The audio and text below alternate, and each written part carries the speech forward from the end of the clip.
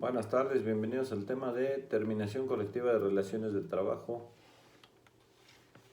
A este respecto, la terminación colectiva de las relaciones de trabajo se modifica sustancialmente debido a que hay supuestos que se actualizan en el sentido de que los patrones, en el caso de una huelga, ahora pueden pedir a la Junta de Conciliación y Arbitraje y a partir de 2021 al Tribunal Judicial, al Tribunal Laboral, que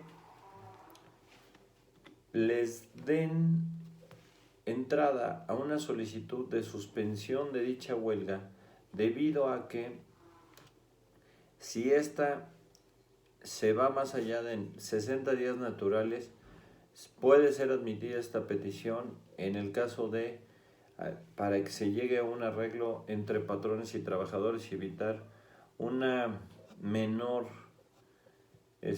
afectación a los trabajadores si la huelga se prolonga y evitar que se pierdan estas plazas de trabajo debido a que si cierra una empresa, bueno, pues se perderán las fuentes de empleo. También se habla en estas terminaciones de derecho a recibir una indemnización en el caso de la viuda o del viudo que depende económicamente del trabajador.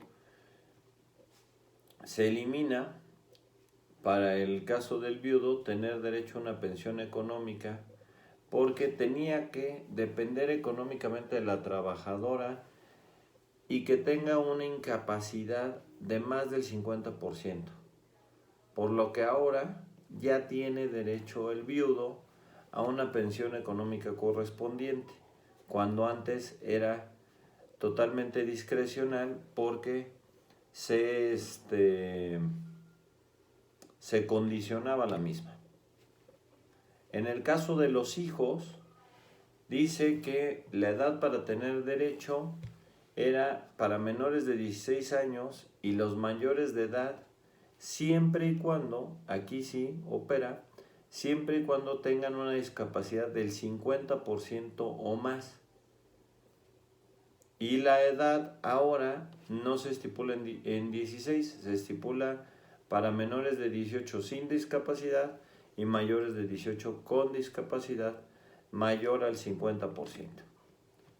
Entonces, esto es un cambio importante.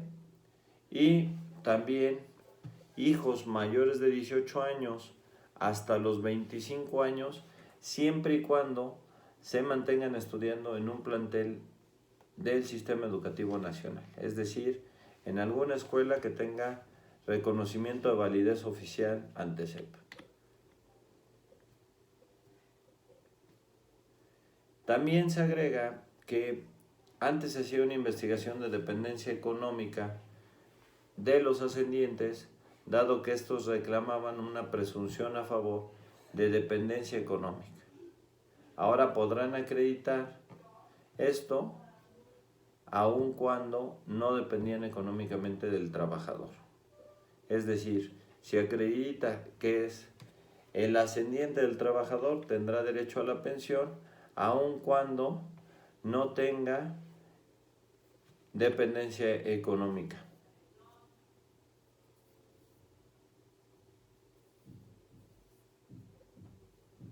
Aquí se suprime que a falta de cónyuge subsiste hijos y ascendientes, ya que ahora las personas que dependían económicamente del trabajador podrán concurrir directamente con quienes estén contemplados en las fracciones anteriores siempre y cuando acrediten la dependencia económica. Es decir, antes solamente podían concurrir a falta de las personas mencionadas, es decir, solamente si faltaba la esposa, los ascendientes tendrían derecho.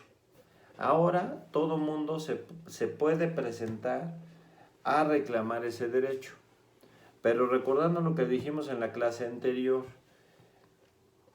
existe ahora la obligación del trabajador de designar a las personas que serán beneficiarios en caso de su muerte. Es decir, Si esto está estipulado, como la reforma dice, en el contrato, en un adendum, como decíamos, los dependientes económicos, si concurren alguien más a reclamar la dependencia económica y a reclamar la pensión, el derecho a pensión que menciona el artículo 501, quedarán sin derecho estas personas y solamente se le dará derecho a aquellos que fueron designados por el trabajador mismo para recibir esa pensión y ser los beneficiarios de los derechos laborales que mantuvo el trabajador y a los que se tiene derecho por la causa de su muerte.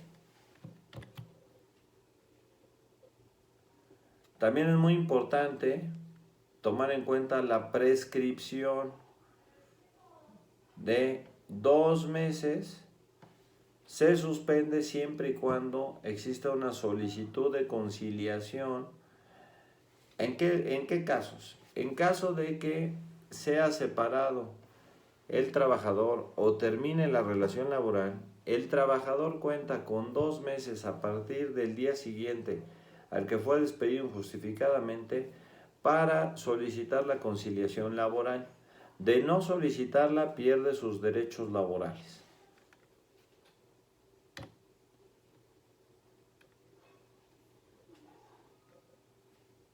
Siempre y cuando, de acuerdo al artículo 521, se promueva el procedimiento de conciliación establecido en el título 13 bis, no está eximido de hacerlo el tribunal sin fijar competencia sobre el asunto. Es decir, si llegan a tribunales, el tribunal, como decíamos en la etapa anterior, y hablaremos de los detalles de la preconciliación, hablaremos de estos. Si llega a tribunales, el tribunal regresará a la parte conciliatoria, esperará a que se cumpla el plazo y la determinación de si se llegó a una conciliación o no se llegó a una conciliación entre las partes, y solamente tomará los casos que hayan agotado la preconciliación.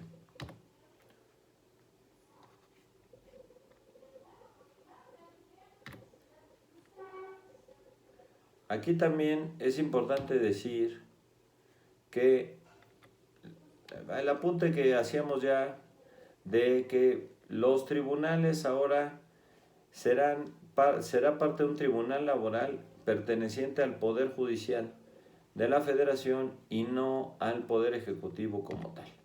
En ambos casos, tanto a nivel federal como a nivel local, las juntas de conciliación y arbitraje se convierten en tribunales laborales y serán aquellos los que tomen los casos para conciliar las partes. En el caso de el Centro Federal de Registro Laboral, ese sí tiene otra connotación como tal.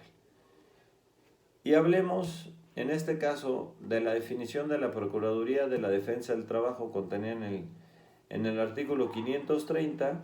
Dice que es aquel que se encarga de otorgar información y orientación a los trabajadores que acudan ante dicha instancia y es auxiliar en las audiencias de conciliación de las personas que lo soliciten. Esto es, aquel trabajador que no lleve una defensa legal como tal y solicite el auxilio de la Procuraduría, la Procuraduría como un tercero se constituye en el defensor de los trabajadores ante las juntas de conciliación y entre los tribunales y el Centro Federal de Registro Laboral. Es decir, puede auxiliar al trabajador. No lo representa como si fuera un abogado de oficio, pero el auxilio, pues obviamente, pensemos en que el auxilio es legal. Entonces, este auxilio legal lo va a orientar en cuáles son sus derechos, en que no puede renunciar a ellos, en que cuál sería la cantidad, en el caso de un finiquito, y cuál sería la cantidad de una liquidación que le corresponda de acuerdo a un despido justificado o a un despido injustificado en caso de esta conciliación, para que así el trabajador tome la mejor de las decisiones y pueda someter su posición ante el Centro Federal de Registro Laboral, que será el encargado de las conciliaciones. Entonces, para que ponga su posición sobre la mesa, bien orientado al trabajador, será para evitar que se abuse de él y que no le paguen al final los derechos y las prestaciones a las que tuvo derecho mientras estuvo laborando para ese patrón, ¿no? También se habla aquí de las inspecciones del trabajo, donde se corrige que los inspectores del trabajo consistentes en auxiliar al centro de conciliación y a los tribunales, es decir, ellos son los que efectúan las diligencias solicitadas en materia de trabajo.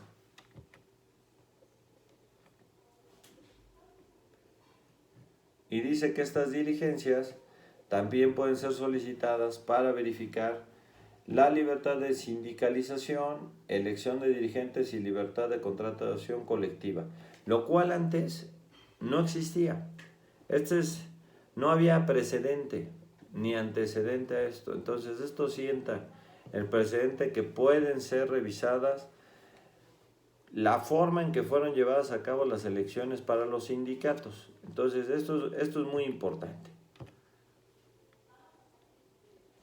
El Centro Federal, por otra parte, el Centro Federal de Conciliación y Registro Laboral se encarga de qué parte. Dice que tiene personalidad jurídica y patrimonios propios.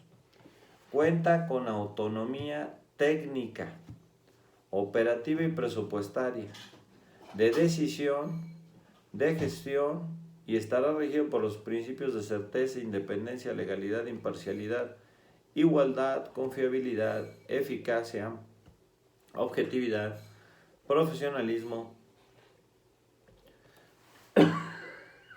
Ustedes disculpen. Objetividad, transparencia y publicidad. Y sus principales funciones son substanciación de la etapa conciliatoria que deberá agotar los trabajadores, es decir, es la autoridad ante quien se lleva los casos de preconciliación. Los patrones, previo a acudir a tribunales. Opera el registro, como lo decíamos en la clase pasada, de los contratos colectivos, de los registros de los reglamentos interiores de trabajo y las organizaciones sindicales, así como todos los actos administrativos que se refieren a dichas funciones. Obviamente hay un servicio profesional de carrera, establece planes de capacitación y desarrollo profesional para sus trabajadores.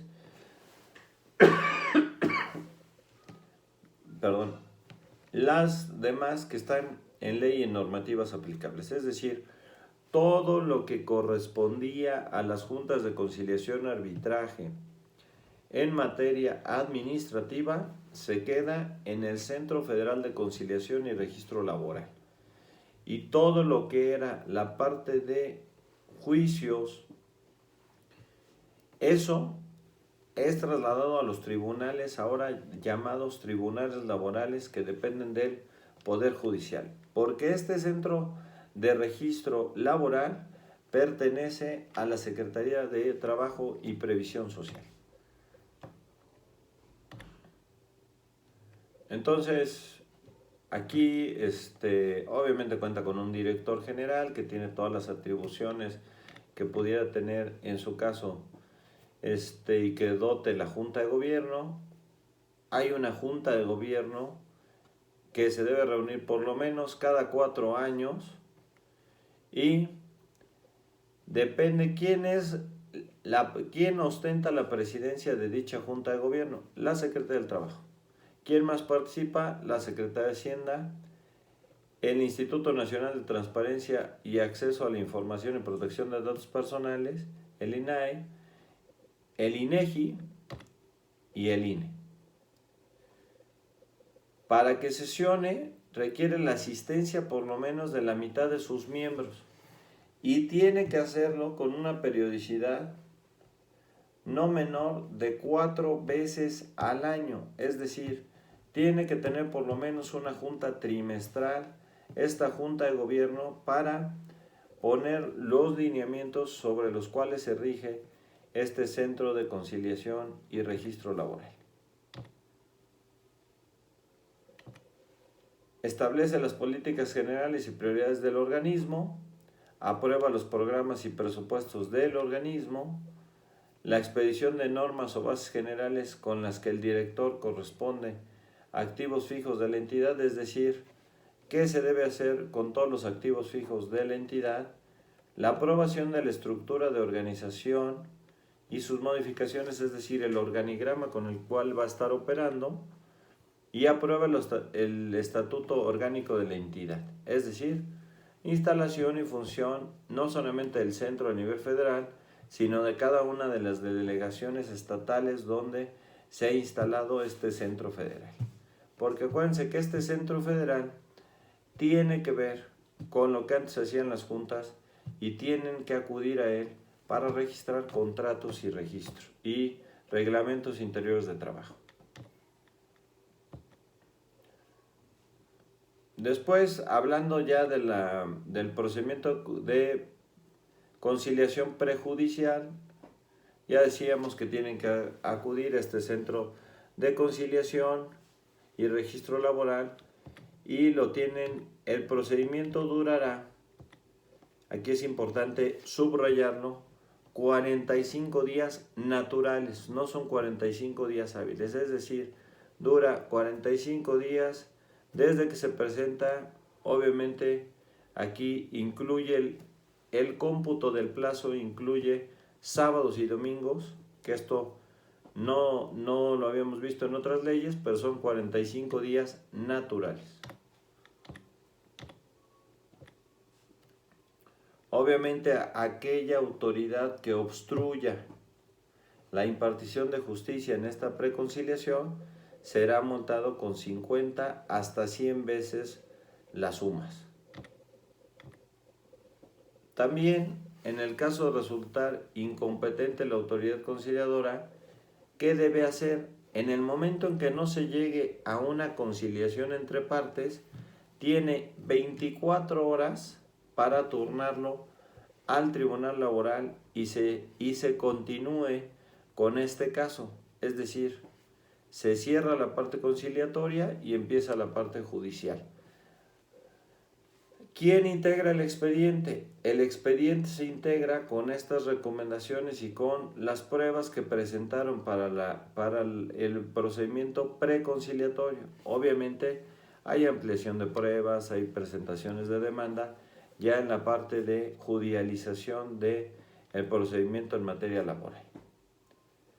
Dice, también prevé que la solicitud de conciliación la pueden presentar ambas partes, es decir, no solamente el trabajador, sino el patrón lo pueden presentar 5 días siguientes a partir de la fecha de la solicitud de dicha conciliación prejudicial, se podrá celebrar en ese momento. Y aquí es donde entramos desde antes o en este procedimiento de conciliación, donde se puede llevar a cabo un convenio voluntario o un paraprocesal que le llamamos, que ustedes ya tuvieron oportunidad de hacer uno en la actividad 4, donde pudiéramos dar por terminados y manifestar los acuerdos.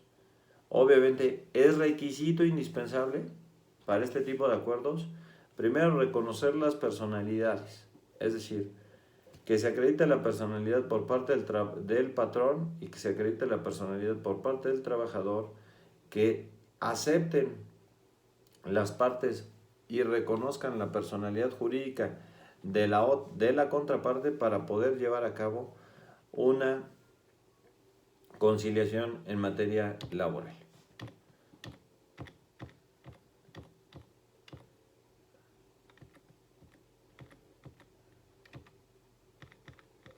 Después tenemos la parte de los conciliadores. Y aquí en la parte de los conciliadores, lo más importante que ustedes deben verificar es la competencia. ¿Qué competencia tienen? Primero, la competencia que tienen es emitir citatorios para la audiencia de conciliación, aprobar o desestimar la justificación a falta de una de las partes a una audiencia, es decir, si se justifican las partes médicas, es decir, si alguien tiene un problema médico y no se puede presentar, por supuesto que se citará a una segunda conciliación. ¿Por qué? Pues porque si no perdería sus derechos. Aprobar, dice, comunicar a las partes el objeto y el alcance de la conciliación, exhortar a las partes a que lleguen a un acuerdo y se termine en esta etapa y no se vaya a tribunales ni se alargue la parte de justicia laboral. Después también exhortan a las partes a llegar a un arreglo, es decir, si cada quien fija su posición, median entre ellos para que lleguen a una tercera vía, se negocie y hasta aquí llegue el proceso de justicia laboral en esta materia. Disculpen ustedes. Entonces, eso es muy importante, todas las atribuciones de los conciliadores. Y también es importante decir que si hubiera conflicto de intereses por parte de un conciliador, legalmente está obligado a excusarse inmediatamente. Inmediatamente. Se tiene que excusar. ¿Por qué? Porque si no, obviamente el proceso se llevaría de manera parcial, es decir, nadie pretende que si están juzgando a su cónyuge, no pretendamos que le va a dar la razón a la contraparte. Eso es, en un ejemplo muy burdo, eso es algo imposible o impensable. En el caso de los principios de derecho procesal, pues sí, aquí hay ya un cambio, al igual que en materia penal, a una parte que predomina la parte oral en los procesos conciliatorios y en las partes de los tribunales. Aquí es muy importante, también existe o nace con esta reforma la figura de un tercero interesado que tiene que acreditar el interés en el caso y presentar las justificaciones ante la autoridad para que la autoridad le corra traslado y también de el caso y las actuaciones en el mismo. Dice, los terceros interesados en un juicio podrán comparecer o ser llamados hasta antes de la audiencia preliminar de un proceso individual ordinario y de juicio, y en los demás casos podrán manifestar por escrito lo que su derecho convenga, para poder acreditar cuál es el interés que tiene en la resolución de. Y podríamos citar un ejemplo de un tercero interesado, pudiera ser en materia de conciliación, pudiera ser la esposa que recibe una pensión alimentaria ganada ante tribunales. Se emitió un laudo en el pasado que obligaba a que se otorgase esa pensión alimentaria. Es, por supuesto, un tercero interesado en el caso de que ya no exista esa relación laboral y en el caso de que exista un finiquito, porque tiene participación legal de ese finiquito. Este es un ejemplo de un tercero interesado que pudiera acreditar fácilmente tanto su interés como su personalidad en el caso de conciliación.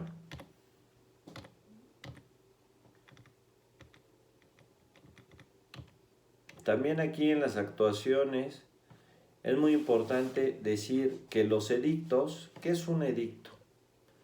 Los edictos son publicados 2 veces con un lapso de 3 días entre cada uno, haciéndose saber que debe presentarse en un término que no sea menor a 15 días ni mayor a 60, lo citan para que se presenten tanto a la conciliación o como el juicio ante el tribunal laboral. Entonces, ¿por qué? Porque aquellos que pudieran estar interesados y que no lo sepamos, al notificar vía edicto, se enterarán porque se hace en un medio de publicitario en un periódico, se hace la notificación abierta a que aquel que tenga interés en el caso se puede presentar como un tercero interesado. Y eso lo hace el tribunal, también lo hace a través de su portal de internet. Obviamente, al terminar una audiencia, como todos sabemos, se debe levantar un acta, lugar, fecha, expediente, el nombre de los interesados, la constancia en caso de que no se asista, de los que debieron y pudieron presentarse, indicándose la causa de la ausencia, es decir, juzgando legalmente que sí tenía o sí queda excusado de no haberse presentado. Las notificaciones. Esta parte, al igual que en Código Fiscal, es fundamental para los procesos, para el derecho procesal laboral. ¿Por qué? Porque miren, cuando hablamos en esta modernización, hablamos de que todo el mundo está obligado a tener un buzón tributario y tiene que tener, cuando ustedes se presentan ante la autoridad laboral, les abren un buzón electrónico donde invariablemente serán notificados de cualquier actuación que se haga relacionada al caso. ¿Para qué? Pues para no perder oportunidad de que al hacerse con una firma electrónica, esto da lugar a que legalmente es válida la firma electrónica como si fuera una firma autógrafa. Entonces, esto le da validez tanto a cualquiera de las notificaciones durante las actuaciones que se lleven en caso de materia laboral.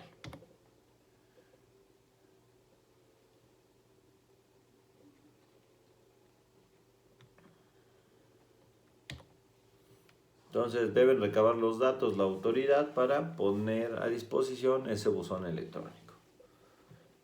Y dice también que dichas notificaciones, al igual que las fiscales, dice, deben notificarse a más tardar el tercer día hábil siguiente y la razón que corresponda se asentará inmediatamente después de dicha resolución. Es decir, que al cuarto día hábil nosotros ya estamos notificados legalmente, hayamos abierto o no la notificación. Por eso es muy importante que ustedes, cuando registren buzones electrónicos ante las autoridades laborales, los verifiquen y estén pendientes todos los días y a toda hora de dichas notificaciones, porque si no podríamos perder algún juicio o alguna parte conciliatoria por no estar atentos a los plazos legales para las notificaciones en materia laboral.